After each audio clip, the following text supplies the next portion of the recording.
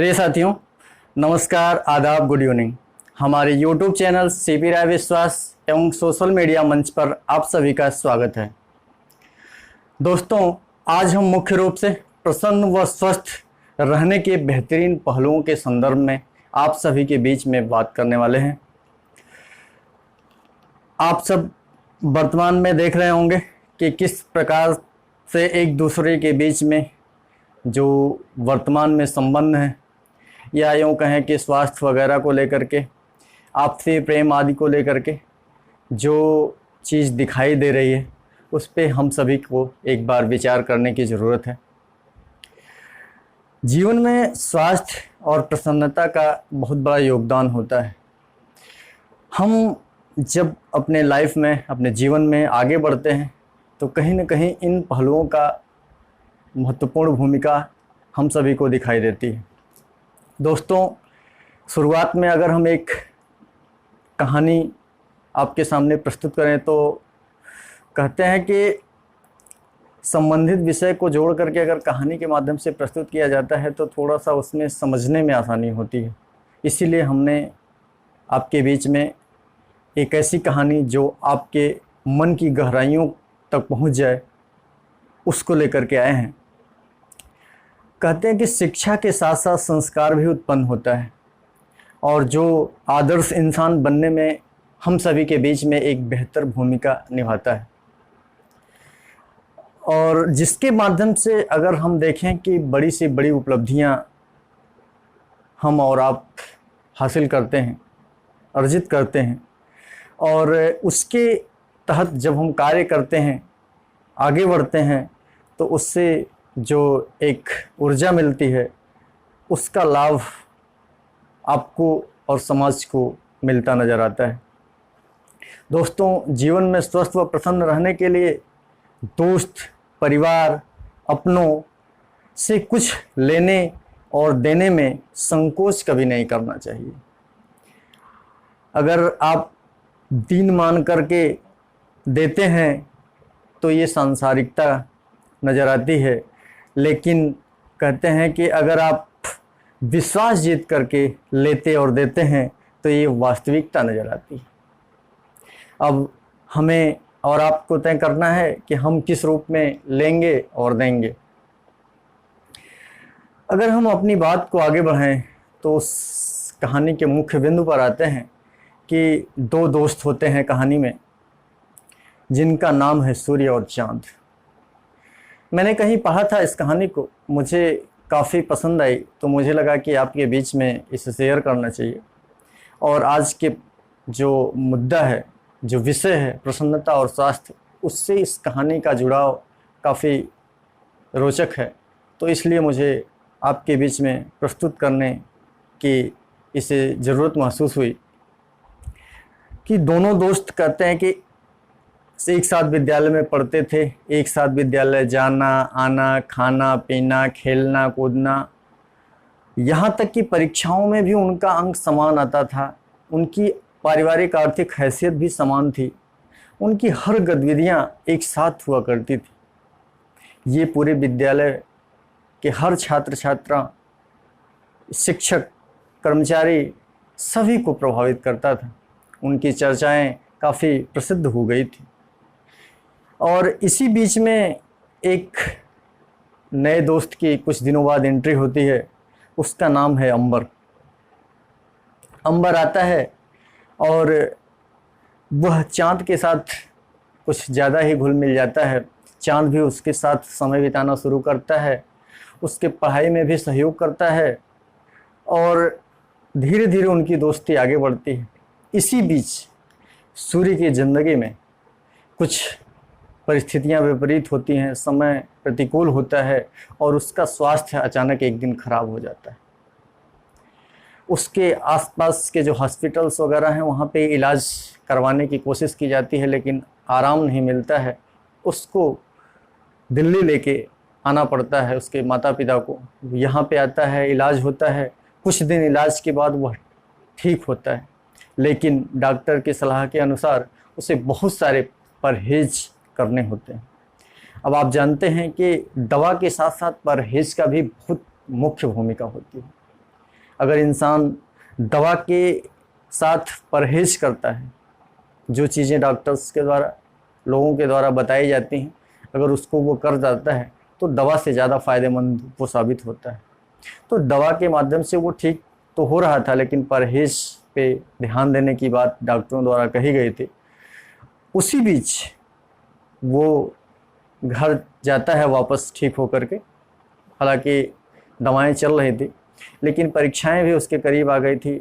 डॉक्टरों द्वारा कहा गया था कि परीक्षाओं को थोड़ा सा संतुलित रूप में लेना है, कि अगर लगे कि न भी इस वर्ष दिया जाए तो भी इनके स्वास्थ्य के लिए बेहतर ही होगा। लेकिन सूर्य के दिमाग में ये बात घर कर गई थी कि मुझे परीक्षा भी देना है। अब पढ़ाई में होनहार भी था। इसी बीच अंबर और चांद के बीच आपस में कुछ वार्ता होती है। चांद अंबर से कहता है कि आप जिस तरह से पढ़ाई में अव्वल हैं, होनहार हैं, उसका लाभ अब आपको वास्तविक रूप में मिलेगा। चांद ने कहा क्यों? उसने कहा कि सूर्य तो वर्तमान में आपका कंपटीटर था और वो इस समय बीमार है, तो मुझे लगता है कि विद्यालय में आपको प्रथम आना निश्चित है। लेकिन चांद कहता है नहीं नहीं, मुझे पूरी उम्मीद है कि एक न एक दिन सूर्य जरूर ठीक होकर के वापस आएगा और वह परीक्षा में सम्मिलित होगा। हम यही उम्मीद करते हैं, यही दुआ करते हैं ईश्वर से। लेकिन अब आप देखिए कि जिस तरह की उनकी दोस्ती थी, उसकी मिसाल दी जाती थी, उसकी हम सभी के लिए क्या सीख मिलेगी आगे इस कहानी में आपको समझना है। इस कहानी की गंभीरता को समझना है कि अंबर जो सोच रहा है कि उसका लाभ उठाना है, उसकी मतलब हालात का लाभ उठाना है, और एक मतलब जिस तरह की महत्वाकांक्षाएं और प्रतिस्पर्धाएं आज नकारात्मक रूप में समाज में देखी जा रही हैं, उसका उस अंबर के ऊपर प्रभाव था। लेकिन चांद के ऊपर सकारात्मक प्रतिस्पर्धा, सकारात्मक महत्वाकांक्षा, एक साथ कदम से कदम मिलाकर चलने की, मित्रता निभाने की, ऐसे बहुत सारे शिक्षा के माध्यम से मिले हुए संस्कार को दिखाने की, जो उसके व्यवहार में, उसके गुण में, जो व्यक्तित्व में शामिल था, वो हम सभी के लिए प्रेरणा देता है। होता यूँ है कि जब ये बातें होती हैं, जब वो नज़रअंदाज करता है चांद और अंबर के बीच जो वार्ता होती है, तो चांद से अंबर कहता है कि तुम तो बेवकूफ़ हो, तुम इस अवसर का लाभ भी नहीं उठाना चाहते हो। तब भी इस बात को सुनने के बाद भी चांद बिना कुछ जवाब दिए मौन साध लेता है। और करता क्या है कि आप समझिए कि इस पूरी परिस्थिति के दौरान परीक्षा आती है, परीक्षा में दोनों शामिल होते हैं, और परीक्षा में जब शामिल होते हैं, परीक्षा कंप्लीट होती है, जब रिजल्ट आता है तो सूर्य को प्रथम स्थान मिलता है और चांद को सेकंड स्थान मिलता है।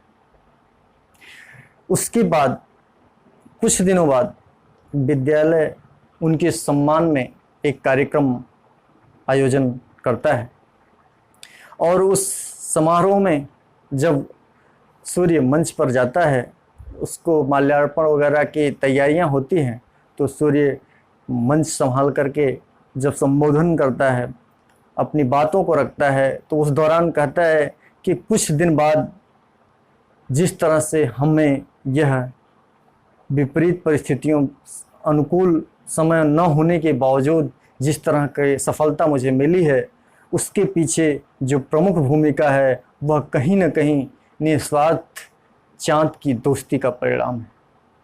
वो चांद जो कहीं न कहीं हमारे इस पूरी बीमारी के दौरान प्रतिदिन हमारे पास आकर के विद्यालय में क्या क्या प्रमुख रूप से पढ़ाया जा रहा है, मुख्य मुख्य चीज़ें क्या बताई जा रही हैं, क्या क्या सिलेबस कंप्लीट करवाया गया है, परीक्षा में क्या आने वाला है, इन सारी मुद्दों पर प्रतिदिन आकर के हमारे पास वो चर्चा करता रहता था।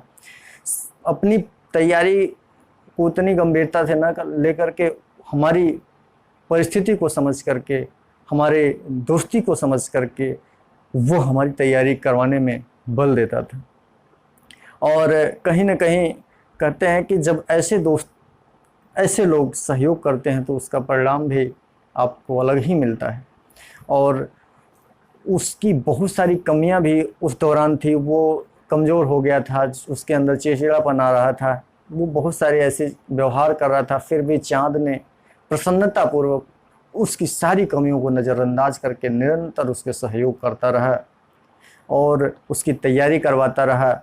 कहते हैं कि खराब स्वास्थ्य होने की वजह से वह पहले से भी ज़्यादा उसका अधिक ध्यान देने लगा, ताकि ये परीक्षा में हतोत्साहित न हो, उसका जो परिणाम मिले उसको वो बेहतर तरीके से समझ पाए और उसको एक आत्मसंबल मिले कि कोई तो है जो इस विपरीत परिस्थिति में भी मेरे साथ खड़ा है। ये वही दोस्त जो उसके कॉलेज का फ्रेंड था, जिसकी चर्चाएं हुआ करती थी, जिसके उदाहरण दिए जाते थे विद्यालय में।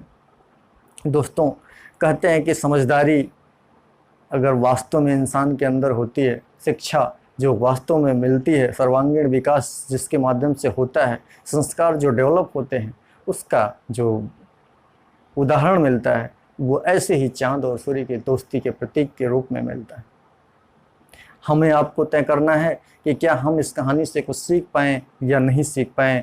प्रसन्न रहने के लिए क्या ऐसे ही चीज़ों की ज़रूरत होती है, इस पर ज़रूर विचार करिएगा। वास्तव में जीवन में प्रसन्नता अगर आपको देखना है, कुछ समझना है, स्वस्थ रहना है, तो ऐसे लोगों की, ऐसी कहानियों की हमारे जीवन में काफ़ी ज़रूरत है। हमने आपके बीच में इसीलिए शेयर किया कि इनसे हम कुछ जो सीखेंगे उसका उपयोग अपने जीवन में, अपने समाज में आगे बढ़ने में, आगे बढ़ाने में ज़रूर करेंगे। कहीं ना कहीं एक इंसान को कैसा होना चाहिए, इस कहानी के माध्यम से हमें एक बेहतरीन सीख मिलती है। अब हमें ध्यान देना है कि वर्तमान में व्यक्ति अधिक धनार्जन करने की इच्छा लेकर के आगे बढ़ रहा है और तृष्णा ऐसी कि दिन रात उसके संग्रहण में निरंतर व्यस्त है, भागम भाग बना हुआ है। अभी अपने आप वो भौतिक संसाधनों की चकाचौंध में और धन की लालच में ऐसे कुछ करने की कोशिश कर रहा है कि उसे देखने वाला अंधा समझ रहा है। अब आपको तय करना है कि इस अंधेपन की दौड़ में शामिल होना है कि विचार करके क्या उस कहानी के माध्यम से मिली सीख के आधार पर आगे बढ़ना है, किस तरह से भौतिक संसाधनों के साथ संतुलन बनाना है, धन के साथ संतुलन बनाना है, इस बात पे विचार करना होगा। अब जो वर्तमान में इस तरह की सुविधाएं बढ़ती जा रही हैं जीवन में, भौतिकताएं हावी होती जा रही हैं जीवन में, उस पे विचार करना है क्या उससे प्रसन्नता वास्तविक रूप में मिलेगी, हम स्वस्थ रह पाएंगे जीवन में, इस पे जरूर विचार करना है।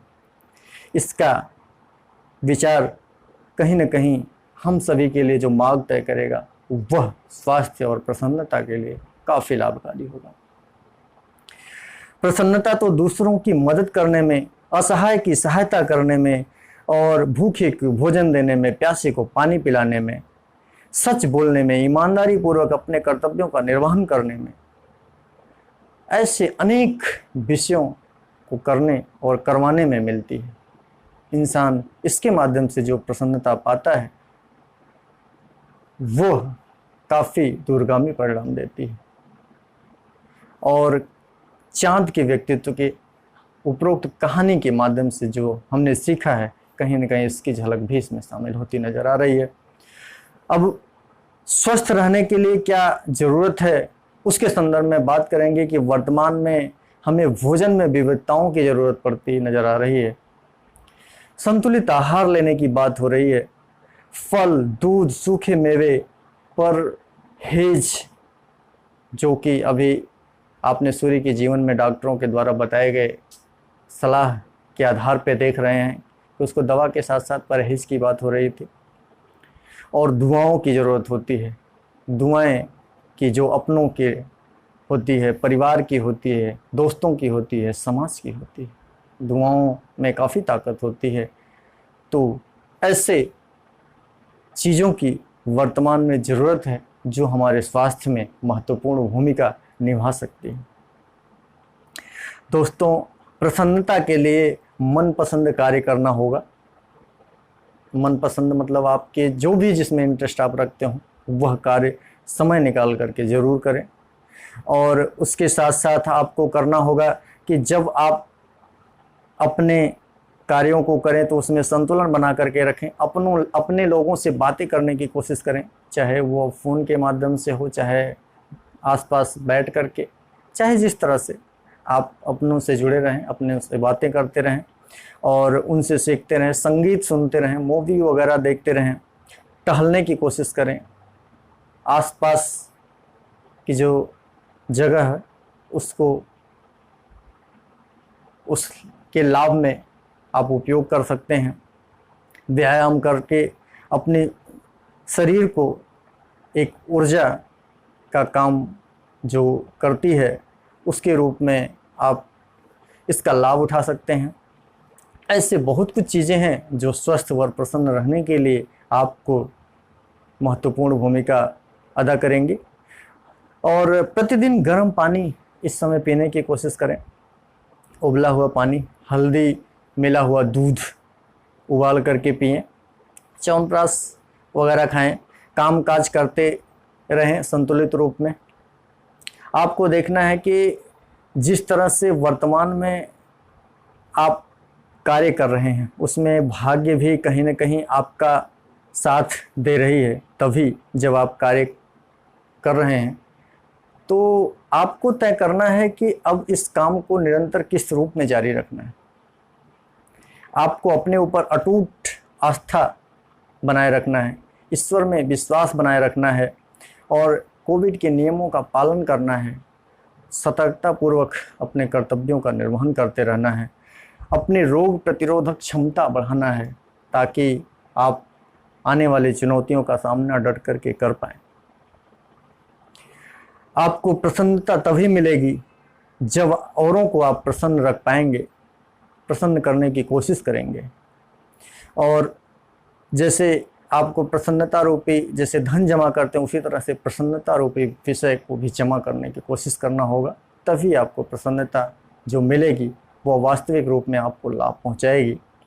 विनम्र बने रहना होगा, हर संभव प्रयास करना होगा, मदद मांगने व मदद देने की निरंतर कोशिश करते रहने की पहल भी करनी होगी। लोगों से तारीफ की अपेक्षा नहीं करें बल्कि अपने कार्य को फोकस करते हुए आगे बढ़ते रहें और कार्य को करते रहें। धन को भी बुद्धिमानी से अगर आप खर्च करेंगे तो उसका लाभ आपको ज़रूर मिलेगा, वह आपको ज़रूर प्रसन्नता देगा। आप किस तरह से किस कार्य को किस रूप में करते हैं, धन का उपयोग कैसे करते हैं, उसकी प्रसन्नता और स्वास्थ्य से क्या संबंध है, इन सारे विषयों पर आपको गंभीरता से सोचने की ज़रूरत है। ये देखना है, ये तय करना है कि हमें उसको किस रूप में किस तरीके से उसका लाभ मिलेगा, समाज को लाभ मिलेगा, अपनों को लाभ मिलेगा, अपने सपने को साकार करने के लिए आप कैसे आगे बढ़ेंगे, इस पे विचार करते रहना है। मुश्किल है पर मुमकिन ज़रूर है, मुश्किल है पर मुमकिन ज़रूर है।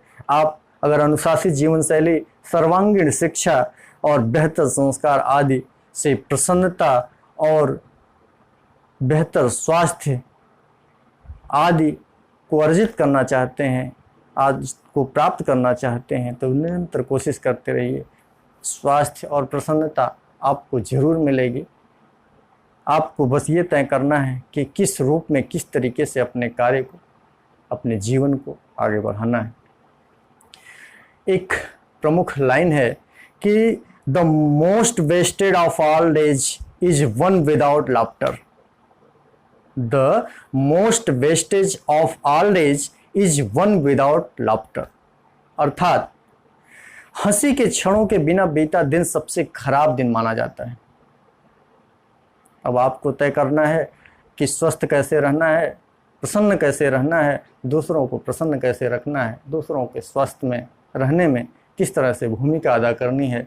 आज की जो कहानी थी ये सारी चीज़ें हमें स्वस्थ रहने की, प्रसन्न रहने की और ऐसी चीज़ों से किस तरह से हमें संतुलन बना करके आगे बढ़ने की बहुत सारी सीख देती है।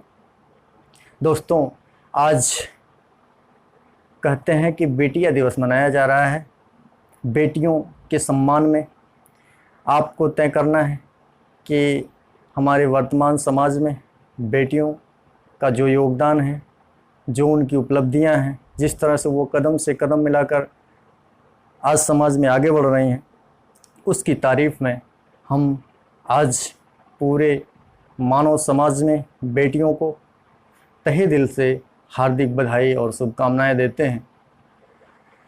सोशल मीडिया मंच पर आपने जिस तरह से हमारी बातों को सुना, इसके लिए शुक्रिया। ऐसी अनेक वीडियो देखने के लिए आपको सीपी राय विश्वास यूट्यूब चैनल पे जाना है, वहाँ पे सर्च करना है और ऐसी वीडियो निरंतर आपको मिल लेंगी और जो कहीं ना कहीं आपके समझ, आपकी ज़रूरतें, आपके सोच में भूमिका निभाएंगी।